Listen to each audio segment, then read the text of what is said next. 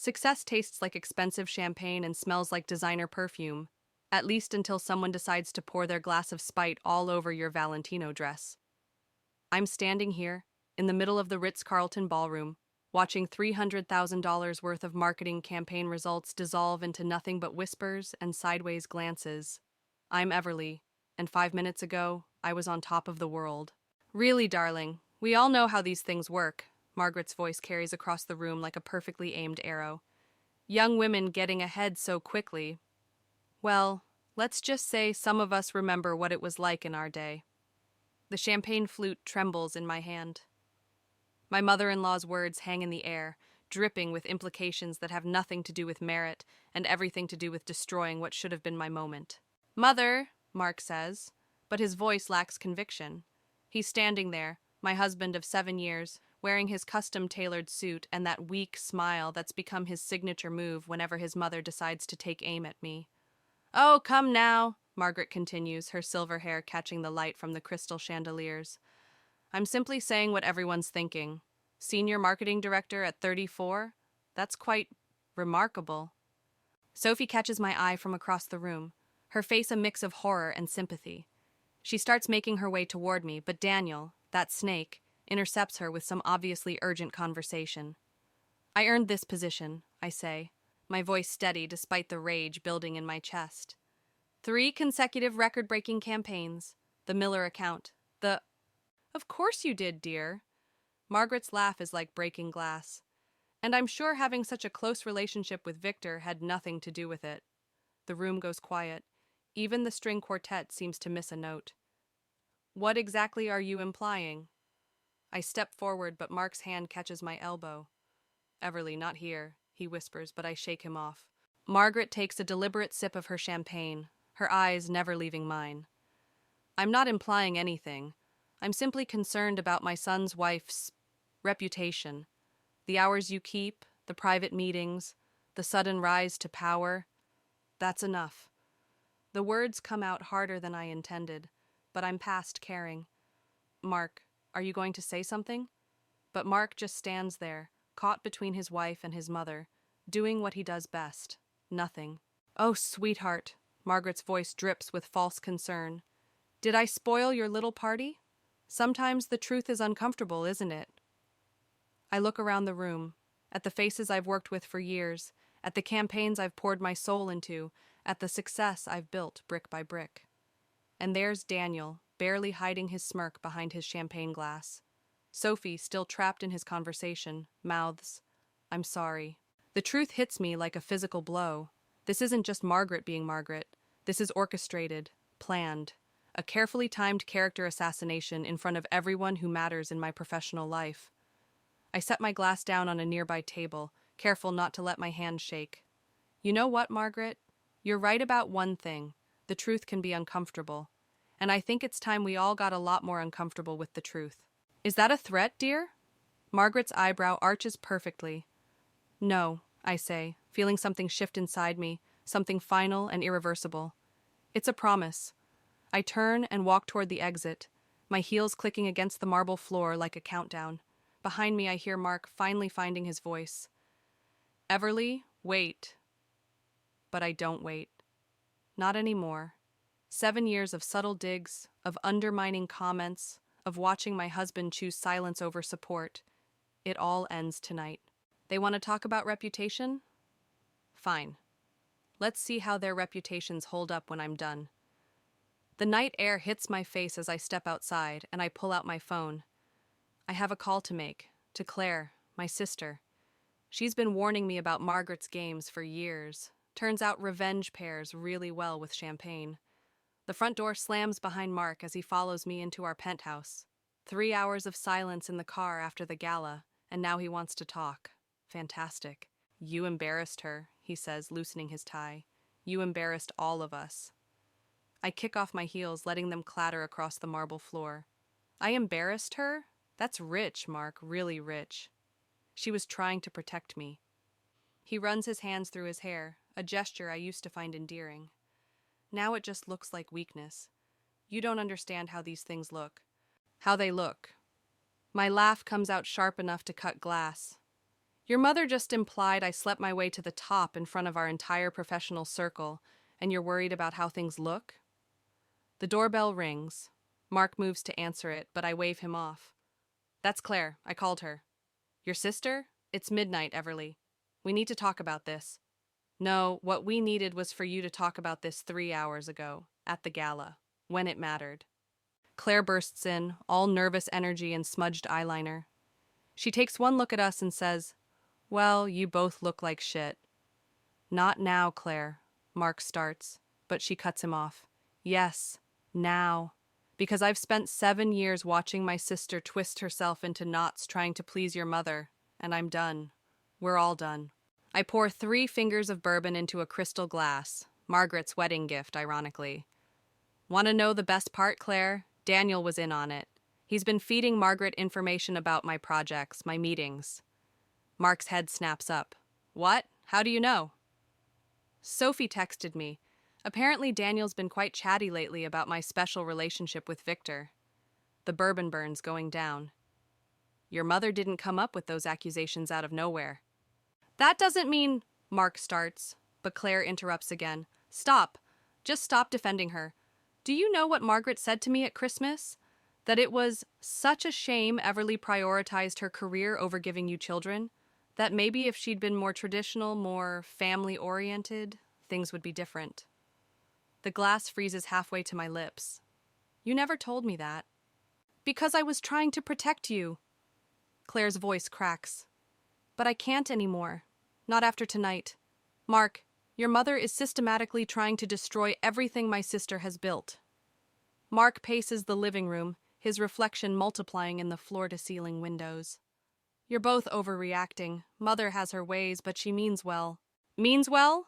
I slammed the glass down. She just torpedoed my reputation in front of the entire board. Victor was there. Mark, my boss was there, watching your mother imply I earned my position on my back. Then quit. The words explode out of him. Just quit. Take some time off. We don't need the money. Mother's right. This isn't how a family works. The silence that follows is deafening. Claire's hand finds mine, squeezing tight.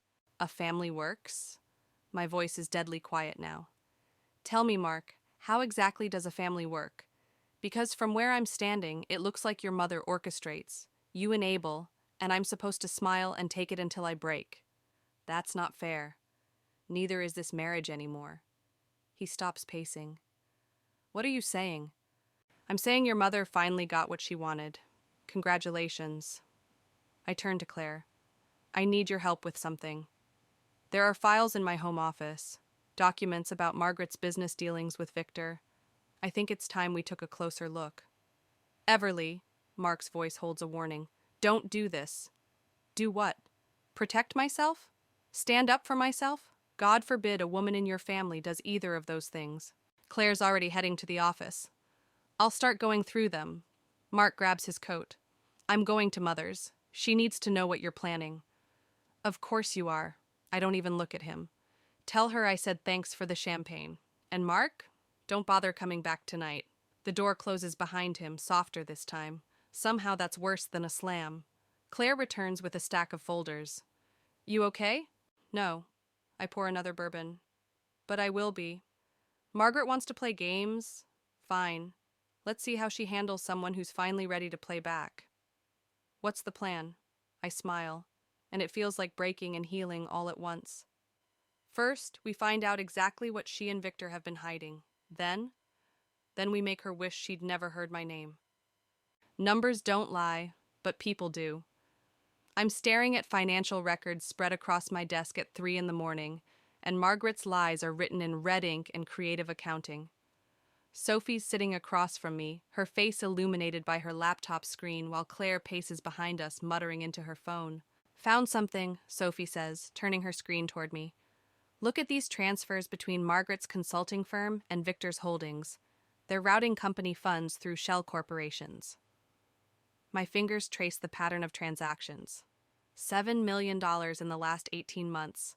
No wonder she's been so desperate to keep me away from the board meetings. Claire ends her call, dropping into a chair. That was my contact at the SEC. These transactions, they're not just shady, they're illegal. And Daniel's been covering for them, Sophie adds, pulling up more documents. He's been doctoring the marketing reports to hide the money trail. That's why he's been so threatened by your promotion. You'd have access to everything. The pieces click together like a poison puzzle. That's why Margaret attacked me at the gala. She wasn't just being spiteful, she was trying to discredit me before I could discover this. My phone buzzes. Mark. Third call tonight. I silence it. What are you going to do? Claire asks, but she's interrupted by a knock at my office door. Victor stands there, his usual polished appearance slightly disheveled. Ladies? Working late? Sophie quickly minimizes her screen, but Victor waves her off. Don't bother. I know what you've found. How long have you known about Margaret's schemes? I ask, standing. Longer than you'd think.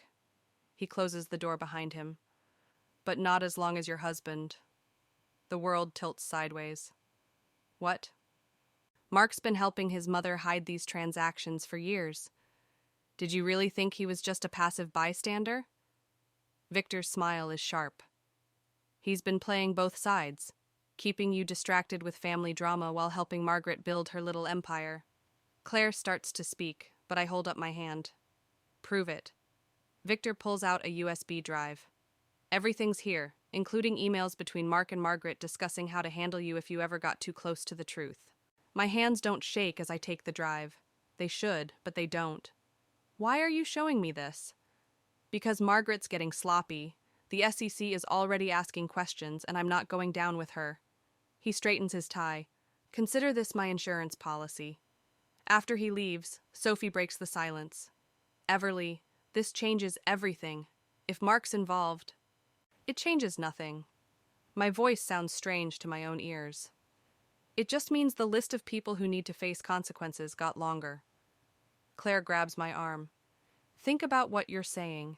This isn't just about Margaret anymore. This could destroy everyone involved, including Mark. They destroyed themselves. I plug in the USB drive. They just didn't expect anyone to notice. My phone buzzes again. Mark, again. This time I answer, putting it on speaker. Everly, please come home. Mother says you've been asking questions about the company finances. Whatever you think you've found, how long have you been helping her hide the money, Mark? The silence stretches for 3 heartbeats. Who told you? You just did. I end the call. Sophie starts gathering the documents. We need to be careful. If they realize how much we know, they already do. I pull up my email. Margaret's probably destroying evidence right now, but she doesn't know about Victor's drive, and she doesn't know I've already sent copies of everything to my lawyer. Claire's phone chimes. Speaking of Margaret, she just called an emergency board meeting for tomorrow morning. Perfect. I stand, smoothing my skirt. Then that's where we'll do it. Do what? Sophie asks, but her expression says she already knows. End this. All of it. I look at the family photo on my desk. Mark, Margaret, and me at last year's Christmas party. We're all smiling, all lying. They wanted to play happy families while building their fortune on fraud. Tomorrow, we show everyone exactly what kind of family they really are. Claire touches my shoulder. Are you sure? Once you do this? I've never been more sure of anything. I take the photo and drop it in the trash. Margaret wanted to talk about reputations? Let's see how hers holds up in front of a federal investigation. The night stretches ahead, full of possibilities and preparations. Tomorrow, everything changes. Tomorrow, they learn what happens when you underestimate the woman you tried to destroy. Tomorrow, we go to war. The boardroom feels like a tomb at 7 a.m., all polished mahogany and morning shadows. I'm here early, arranging documents like weapons on the table, when Victor slides in through the side door. They're destroying evidence, he says without preamble. Margaret had Daniel working through the night. I keep my voice steady. Let them try. You don't understand. Victor leans closer, his cologne mixing with coffee breath. They're not just covering their tracks. They're creating a paper trail that leads to you. The pen in my hand snaps. Ink bleeds across my fingers like an omen. Smart move, really, he continues. Who better to take the fall than the ambitious new director who had access to everything? Margaret's quite thorough when she wants to be. Sophie bursts in, face flushed. Everly, Daniel's team just submitted a revised quarterly report. They're saying you signed off on fraudulent numbers last month. But I never... The realization hits like ice water. The documents Mark asked me to sign, the ones he said were routine approvals. Victor's laugh lacks humor. Your husband's been quite useful to his mother. The boardroom door opens again. Margaret sweeps in, Daniel trailing behind her like an eager shadow. Mark follows, not meeting my eyes. Everly, darling. Margaret's smile is a perfectly crafted weapon. I didn't expect you here so early. We're having a private meeting first. About the $7 million in laundered funds? The words drop like bombs in the quiet room. Or about how you're planning to frame me for it? Daniel's face goes white. Mark steps forward. Everly, please. Don't. I hold up my hand, ink-stained fingers like a stop sign. I trusted you, Mark. All those late nights you spent helping your mother with her business, you were setting me up. Margaret's smile doesn't waver. Such dramatic accusations. Daniel, would you show everyone the documentation we discussed? Daniel opens his laptop, but before he can turn it, Sophie speaks up. I wouldn't do that if I were you, Daniel. The SEC might be interested in the original versions I backed up last month. The room goes still. Margaret's eyes narrow. You're bluffing. My phone buzzes. A text from Claire. SEC agents just arrived downstairs, 2 minutes. Am I? I stand, spreading the documents across the table. $7 million routed through shell companies, falsified reports, forged signatures, and now a desperate attempt to pin it all on me. You ungrateful little... Margaret starts forward, but Victor catches her arm. It's over, Margaret. His grip tightens. I've given them everything. Mark's face crumples. Victor, you were Mother's partner. Partner? Victor's laugh is bitter now. I was her puppet, just like you, just like everyone else. But unlike you, I kept receipts. Footsteps in the hallway. Margaret's composure cracks. Mark, do something. But Mark just stands there, trapped between his mother and his wife, paralyzed by the weight of his choices. The boardroom door opens. 2 SEC agents enter, followed by Claire and my lawyer. Margaret, one agent says, we have some questions about your financial records. What happens next feels like slow motion. Margaret lunging for Daniel's laptop. Sophie blocking her path. Mark trying to reach for me as I step away. The agents moving forward, badges out. Daniel cracking under the pressure, words spilling out like confession. But I'm not watching them anymore. I'm watching Victor, who meets my gaze with something like respect, or maybe warning. Mrs. Harrison, the agent turns to me, we'll need your statement as well. Of course. I gather my documents, carefully avoiding Mark's desperate eyes. I have everything right here. Margaret's voice cuts through the chaos. You'll regret this, Everly, when this is over. It's already over. I turn to face her fully. You tried to destroy me, Margaret, but you forgot something crucial. And what's that? I learned from the best. I smile, and it feels like victory and venom. You taught me everything I know about destroying people's reputations. As the agents lead Margaret and Daniel out, Mark tries one last time.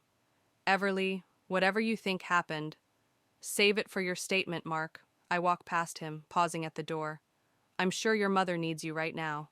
You've always been good at choosing her side. The morning sun hits my face as I leave the boardroom, and for the first time in years, I can breathe. But Victor's warning eyes linger in my mind, a reminder that in games like this, victory often comes with hidden costs. I'm ready to pay them. The SEC investigation has everyone choosing sides. I watch from my office as Daniel packs his desk, his hands shaking as he drops family photos into a cardboard box. 3 cubicles down, Sophie's organizing a digital archive of evidence that could bury half the executive board. My phone vibrates. Claire again. 4th call today. I let it go to voicemail. You should answer that. Victor appears in my doorway, uninvited as usual. Your sister's been trying to warn you about something. How do you know what Claire... Because Margaret's lawyers contacted her this morning. He closes the door. They're offering her immunity in exchange for testimony against you. The world tilts sideways. Claire has nothing to do with this. No? Victor slides a folder across my desk. Remember that startup she launched last year? Guess who secretly funded it through one of Margaret's shell companies? My hands won't stop trembling as I read the documents. Claire's signature on papers she couldn't possibly have understood. Dates that line up perfectly with Margaret's larger scheme. My own sister, I whisper. Margaret's thorough. Victor shrugs. She's been planning this longer than you realize. A knock interrupts us. Sophie bursts in, face flushed. Mark's here. With lawyers. I stand, smoothing my skirt. Let them wait in the conference room. Everly. Victor's voice stops me. Before you go in there, there's something else you should know about Claire's company. But I'm already walking away, heels clicking against marble floors, each step carrying me closer to whatever fresh hell awaits. The conference room door feels heavier than usual. Mark stands when I enter, looking more like his mother than ever. We need to talk about Claire. Funny, I was just reading about her business ventures. I sit, facing the wall of suits. Tell me, Mark, did you help Margaret set my sister up, or was that all your mother's idea? This isn't about... He stops, recalibrating. The SEC is expanding their investigation. They're looking at everyone now, including Claire's startup. And Mother's willing to keep Claire out of it. All you have to do is sign a statement taking responsibility for the initial fraud. The laugh that escapes me doesn't sound entirely sane. You want me to confess to crimes your mother committed to protect the sister she manipulated into becoming an accomplice? I want to protect our family. Mark slams his hand on the table. Why can't you understand that? Your family, Mark. It's always been your family. I was just the outsider who didn't know her place. Sophie slips into the room, tablet in hand. She places it in front of me without a word. On screen, security footage plays. Claire entering Margaret's office late one night, leaving with documents. The timestamp matches the date of my promotion. Oh, God! The pieces click together. She gave Margaret access to my files. Mark at least has the decency to look away. She didn't know what Mother would do with them. Get out. My voice is ice. All of you. Everly, please. I said get out. They file out, leaving me alone with Sophie. She waits until the door closes before speaking. Victor's been asking questions about Claire's company financials. I know. No, you don't. She pulls up another document. The money Margaret invested? It's gone. All of it. Claire's company is bankrupt, but the funds were transferred somewhere else first. My phone buzzes again. Claire. This time I answer. Everly, thank God. Her voice is breaking. I need to tell you something. Save it. The words taste like ash. I know what you did. What I don't know is why. She said she'd help me fix things. The company was failing, and she promised to bail you out if you helped destroy me? Silence. Then, I didn't know she'd use the files that way. I swear, Everly, I was desperate. I end the call, turning to Sophie. Find out where that money went, and get me everything you can on Victor's connection to all this. What are you thinking? I'm thinking my sister's not the only one being manipulated. I stand, gathering the documents. And I'm thinking it's time to find out what Victor really wants. The sun sets outside my office window, casting long shadows across the city. Somewhere out there, Margaret's plotting her next move. Claire's world is collapsing, and Victor's playing a game I'm only beginning to understand. But they all forgot something crucial. I've got nothing left to lose, and that makes me more dangerous than any of them realize. The emergency board meeting feels like a funeral, and I'm both the corpse and the murderer. Margaret sits at the head of the table, pristine as ever, while Victor lurks in the corner like a particularly well-dressed vulture. The SEC investigators flank the room, their presence turning every whisper into potential evidence. Let's begin, Margaret announces, sliding folders to each board member. We're here to address the allegations of financial misconduct and determine appropriate actions. Sophie catches my eye from across the room, a slight shake of her head. Whatever's in those folders, it isn't good. As you can see, Margaret continues, the documentation clearly shows a pattern of unauthorized transfers and manipulated reports, all originating from the marketing department under my daughter-in-law's direction. I open my folder and feel the floor drop away. There they are. My signatures on documents I never signed, my initials authorizing transfers I never approved. The forgeries are perfect. Mrs. Harrison, one of the SEC investigators, leans forward. Would you care to explain these discrepancies? Before I can speak, the boardroom door opens. Claire walks in, followed by Mark and their lawyers. My sister won't meet my eyes. I have testimony, Claire announces, her voice barely steady, about Everly's involvement in the financial irregularities. The betrayal hits like a physical blow. Margaret's smile grows sharper. Claire, I start, but Victor interrupts. Before we continue, he stands, straightening his tie. I believe there's something else the board should see. He connects his laptop to the projector, and suddenly the screen fills with emails, hundreds of them, between Margaret and Mark, between Mark and Daniel, between Margaret and Claire. What is this? Margaret's composure cracks slightly. Insurance, Victor says. Every conversation, every plan, every step of your scheme to frame Everly, including, I might add, the real transfer records showing where Claire's company funds actually went. Claire gasps. Mark goes pale. You were recording everything? Margaret's voice could freeze hell. Of course I was. Victor turns to the SEC investigators. You'll find it all quite illuminating, especially the parts about Margaret's other shell companies, the ones even Mark doesn't know about. Margaret stands so quickly her chair topples. You treacherous... Careful, Victor cuts her off. The investigators are still here. The room erupts into chaos. Claire starts crying. Mark tries to reach for me, but I step back. The SEC investigators are already moving, collecting laptops, demanding phones. But something's wrong. Victor's smile is too satisfied, too practiced. Why? I ask him quietly, as the chaos swirls around us. Why help me now? Help you? He laughs softly. Oh, Everly, I'm not helping you. I'm destroying Margaret. You're just convenient collateral damage. What do you mean? Check your email, the one you just got 5 minutes ago. I pull out my phone, open my inbox. There it is. An email from an anonymous account containing documents that show my own involvement in a separate scheme. One I had nothing to do with, but with evidence so convincing it would take years to disprove. You set me up too, I whisper. Margaret taught me well. He adjusts his cufflinks. Never play just one game at a time. The SEC investigators are heading our way. Sophie's trying to get my attention, probably to warn me about the email she's undoubtedly discovered too. Claire's mascara runs in black rivers down her face. Mark stands frozen, watching his mother's empire crumble, and I realize this was never about justice. It was about power. Margaret's power, Victor's revenge, my desperate grab for control. We're all just pieces on someone else's board. Mrs. Harrison, an investigator approaches. We need to discuss some additional documentation that's just come to light. I look around the room one last time.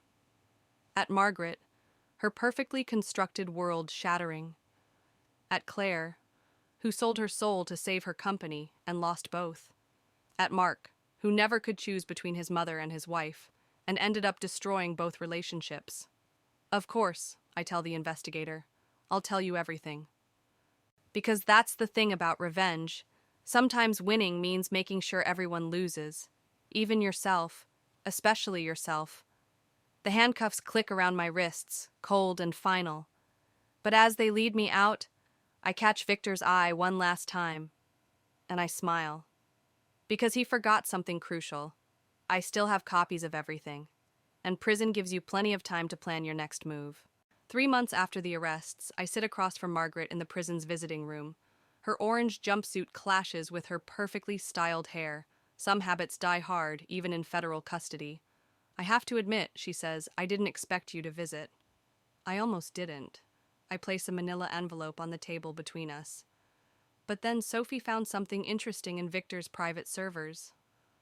Margaret's perfectly manicured nails tap against the metal table. Victor's in custody too, dear. Whatever game you're playing, This isn't a game. I slide the envelope toward her. These are copies of emails between you and Victor from 15 years ago, about Mark's father's death. The tapping stops. For the first time since I've known her, Margaret looks afraid.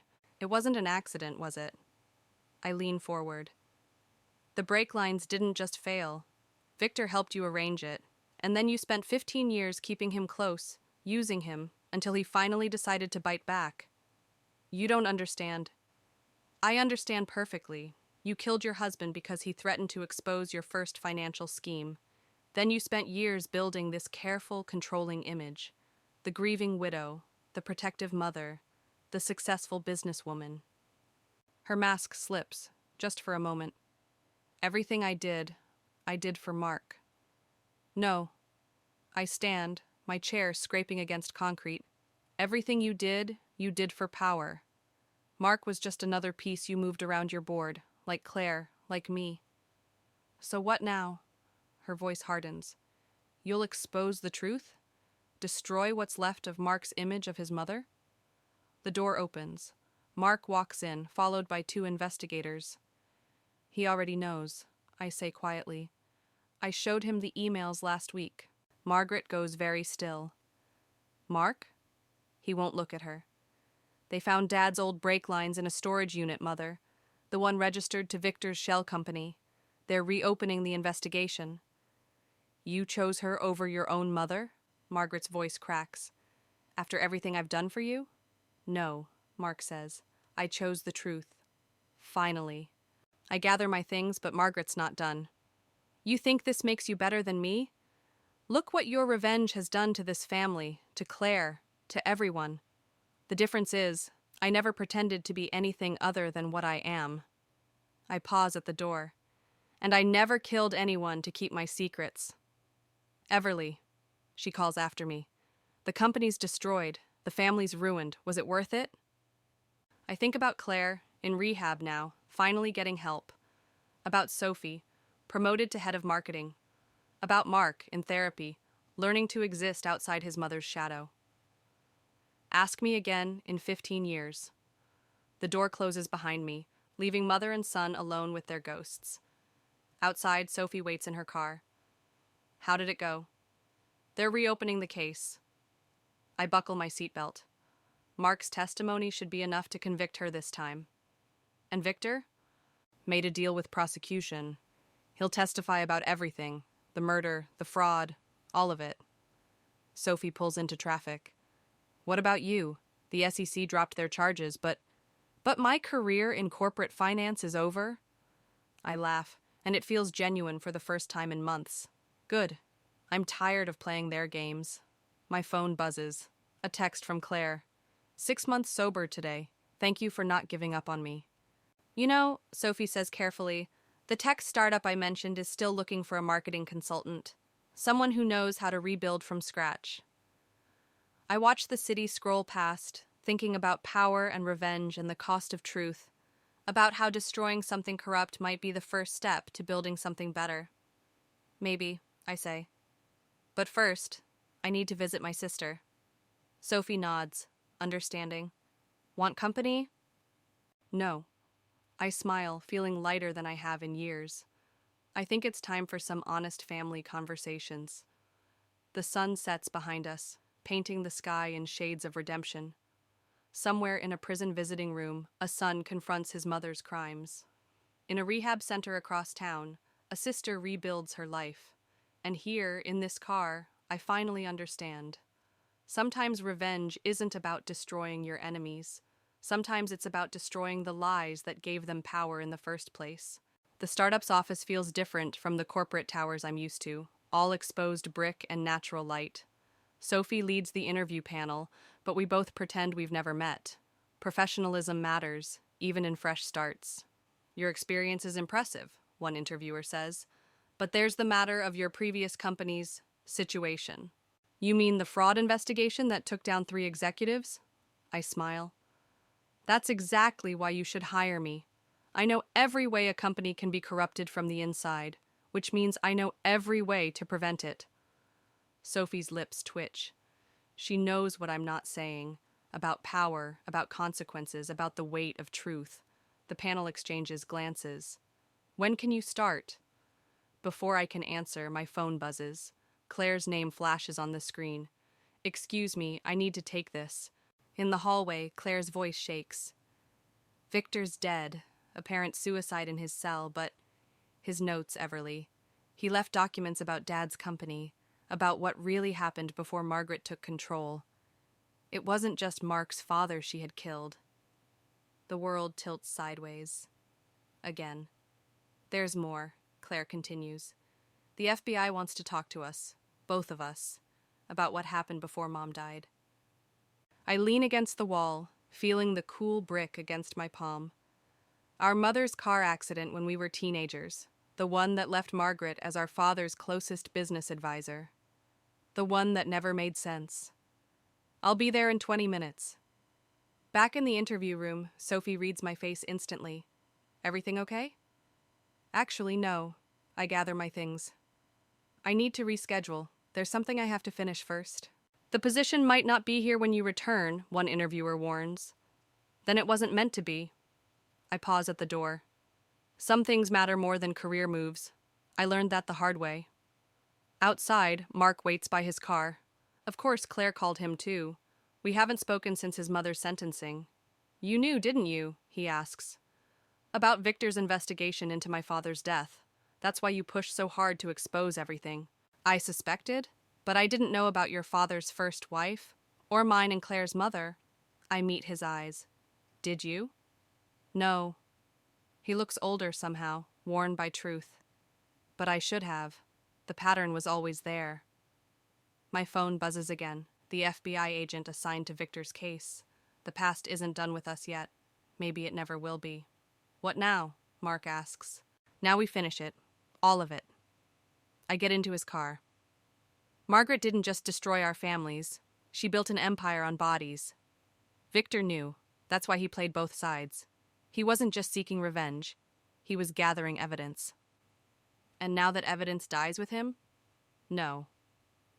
I pull out my phone, show him Victor's last email to me. Now it lives with us. Mark starts the car. The company's gone. Mother's in prison. Isn't that enough? Ask your father. Ask my mother. Ask everyone who stood in Margaret's way and paid with their lives. I look out at the city, at all its gleaming towers built on secrets. This was never just about revenge, Mark. It's about justice. You sound like Victor. No. I think about Margaret in her prison cell, still believing she's the victim. About Victor, playing games until the very end. About how revenge and justice sometimes wear the same face, but leave different scars. I sound like someone who finally understands the difference between vengeance and truth. We drive toward the FBI office, toward more revelations, more pain, more clarity. The startup job will have to wait. Some debts demand payment in full. Sophie texts, "Whatever you're doing, be careful. Power corrupts both ways." She's right, but there's a difference between seeking power and seeking truth. Margaret taught me the first. Victor's death taught me the second. And somewhere between those lessons, I learned who I really am. The FBI building looms ahead, a monument to consequences. Mark parks, but doesn't move to get out. Ready? He asks. I think about Claire, waiting inside, about the truth that's haunted our families for decades, about how ending things sometimes means starting them over. No, I answer honestly, but that's never stopped me before. We walk toward the truth together, neither friends nor enemies, just survivors of the same storm. And maybe that's the real victory, not the revenge, not the justice, but the clarity to know the difference. Some echoes never fade, but we choose which ones to answer.